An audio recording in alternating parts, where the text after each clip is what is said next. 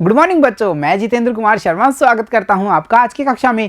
आज की कक्षा में बच्चों हम पढ़ने वाले हैं कक्षा 4 की पर्यावरण अध्ययन की पुस्तक अपना परिवेश का 16वां अध्याय, जिसका नाम है हमारे राष्ट्रीय प्रतीक। बच्चों, भारत हमारा देश है, इसके कुछ ना कुछ राष्ट्रीय प्रतीकों का निर्धारण किया गया है। यानी चाहे हमारा ध्वज हो, चाहे हमारा राष्ट्रीय पशु हो, राष्ट्रीय पक्षी हो, राष्ट्रीय पेड़ हो, या फिर राष्ट्रीय फल हो, राष्ट्रीय खेल हो, ये सब बच्चों हमारे राष्ट्रीय प्रतीक हैं। ये प्रतीक हमें कोई ना कोई संदेश देते हैं। साथ ही साथ बच्चों इन प्रतीकों से हमें हमारे गौरव का अनुभव होता है। इन्हें हमारा राष्ट्रीय प्रतीक क्यों बनाया गया, इन प्रतीकों में ऐसी कौन कौन सी खास बातें हैं। साथ ही साथ हम यह भी जानेंगे कि इन प्रतीकों में जो बातें हैं वो हमें क्या विशेष संदेश देती हैं। जैसे हमारा जो राष्ट्रीय ध्वज है तिरंगा, उसे नाम से ही हमें पता चलता है भाई इसमें 3 रंग होते हैं, पर जो ये तीनों रंग हैं क्या वो हमें कोई विशेष संदेश देते हैं। इन सब के बारे में बच्चों अध्याय में हम विस्तार से जानकारी प्राप्त करेंगे।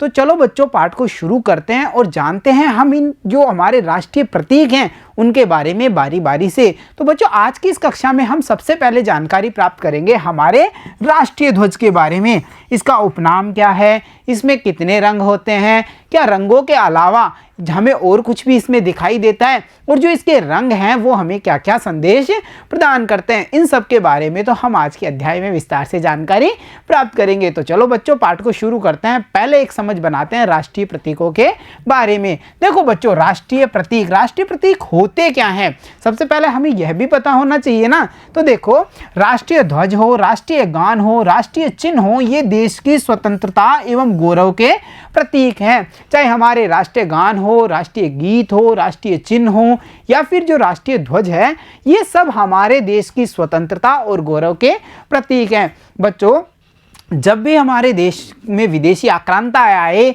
तो जो हमारा देश था उसमें देश के प्रति जो स्वाभिमान की भावना थी, देश की स्वतंत्रता के प्रति जो भावना थी, उसको बनाए रखने के लिए इन प्रतीकों का बहुत बड़ा योगदान है। जैसे हमारा राष्ट्रीय ध्वज है, उसके नीचे पूरे देश के जो व्यक्ति थे वो सम्मान के साथ इकट्ठा हुए, क्योंकि यह ध्वज किसी भी धर्म से ऊपर है, किसी भी जाति पाति से ऊपर है। तो हम समझ पा रहे हैं कि जो राष्ट्र की अखंडता है, गौरव है, उसके प्रतीक हैं हमारे राष्ट्रीय प्रतीक। बच्चों, ये प्रतीक देश की परंपराओं एवं आदर्शों की पहचान है। हमारी जो परंपराएं जुड़ी हुई हैं इन प्रतीकों से, हमारे जो आदर्श हैं वो भी इन प्रतीकों से जुड़े हुए हैं। ये प्रतीक किसी ना किसी रूप में हमें कोई ना कोई संदेश देते हैं। बच्चों, साथ ही साथ देखो, ये राष्ट्रीय एकता, मातृभूमि के प्रति प्रेम और जीवन के जो मूल्य हैं उनके प्रेरक हैं। तो बच्चों, जैसा कि हमने जाना था कि जो हमारी राष्ट्रीय एकता है उसको भी बढ़ाने में ये राष्ट्रीय प्रतीक अपना योगदान रखते हैं। तो बच्चों, यहाँ पर हमने संक्षिप्त जानकारी प्राप्त की है राष्ट्रीय प्रतीक होते क्या हैं इस बारे में। तो चलो अब जानकारी प्राप्त करते हैं हमारे राष्ट्रीय ध्वज के बारे में। देखो बच्चों, विद्यालय में राष्ट्रीय पर्व जैसे स्वतंत्रता दिवस हो या फिर गणतंत्र दिवस हो, इन पर ध्वजारोहण किया जाता है। बच्चों, राष्ट्रीय पर्व आपको याद होगा कक्षा 3 में हमने अध्ययन किया था। पर्व, उत्सव और जयंतियों के बारे में या त्योहारों के बारे में जाना था ना हमने।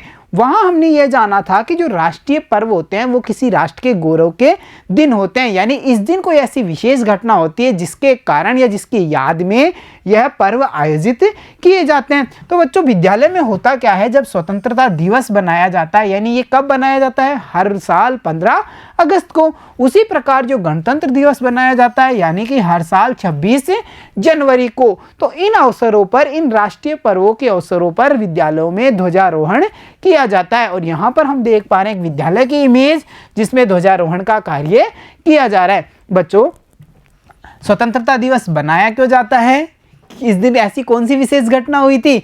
तो देखो बच्चों, 15 अगस्त 1947 को हमारा देश आज़ाद हुआ था जो ब्रिटिश शासन था उससे, यानी कि हम स्वतंत्र हो गए थे। और इसी खुशी में हर साल आयोजन किया जाता है 15 अगस्त को स्वतंत्रता दिवस का। बच्चों, वैसे ही गणतंत्र दिवस, यानी हम इस दिन गणतंत्र राष्ट्र के रूप में देश के सामने आए थे, यानी इस दिन हमारा जो संविधान है वो लागू हुआ था।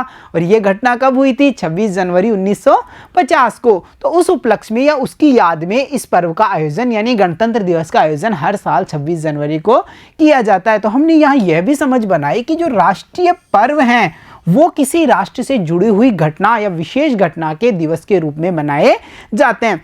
बच्चों, अब हमने ये जाना कि विद्यालय में इन विशेष अवसरों पर, राष्ट्रीय पर्व के अवसरों पर ध्वजारोहण का कार्य किया जाता है, और यहाँ पर हमने देख भी लिया कि इस विद्यालय में ध्वजारोहण का कार्य हो रहा है। तो चलो अब नज़र डालते हैं हमारे राष्ट्रीय ध्वज पर और इसकी विशेषताओं के ऊपर। देखो बच्चों, होता क्या है, इसे तिरंगा भी कहते हैं ना। जहाँ पर ये देखो, ये इमेज हम देख पा रहे हैं, इसमें हमें 3 रंग की जो पट्टियाँ हैं वो दिखाई दे रही हैं, और वो कौन कौन से रंग हैं? केसरिया, सफ़ेद और हरा। बच्चों, साथ ही साथ जब हम इस ध्वज को देखते हैं, हमारे राष्ट्रीय ध्वज को देखते हैं, तो इसके बीचों बीच हमें दिखाई देता है अशोक चक्र। एक चक्र हमें यहाँ दिखाई दे रहा है। बच्चों, इसमें 24 आरे यानी 24 तिलियां हैं। ये हमें दिख रही है ना, 24 तिलियां इस पर।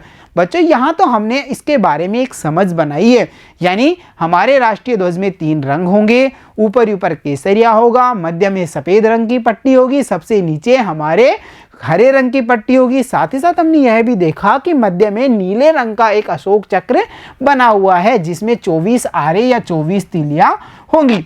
बच्चों, आपके मन में यह विचार जरूर आया होगा ना, क्या ये अलग अलग रंग हैं, इन्हें ऐसे ही स्थान दे दिया गया? इन्हीं रंगों को इस तरह तिरंगे में स्थान क्यों दिया गया?